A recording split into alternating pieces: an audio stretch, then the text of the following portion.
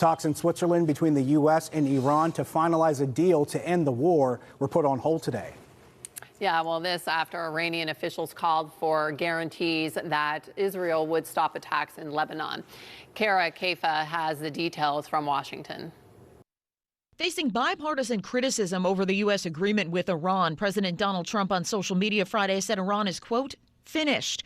But Vice President J.D. Vance called off a weekend trip to Switzerland for more negotiations with Iran, even as multiple sources report a renewed ceasefire between Israel and Lebanon, an agreement viewed with skepticism by some experts. I think it's naive to think that Israel is going to do something that's not in its interest, or that Hezbollah is going to do something that's not in its interest unless they are compelled to. As part of the framework signed Wednesday, the U.S. and Iran committed to a final deal to end the war within 60 days. But a diplomat with knowledge of the matter said Friday that Iran asked for guarantees Israeli hostilities in Lebanon would end before resuming talks with the U.S.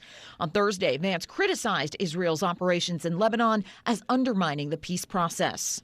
What the president gets grown frustrated sometimes is that we seem to be right on the cusp of a major breakthrough in the agreement, and then all of a sudden there's a major explosion that goes off in a civilian population center in Beirut, and a lot of people who have nothing to do with Hezbollah lose their lives. That's not acceptable. The Lebanese health ministry said Israeli military attacks killed at least 47 people in Lebanon Friday after Iran-backed militant group Hezbollah killed 4 Israeli soldiers.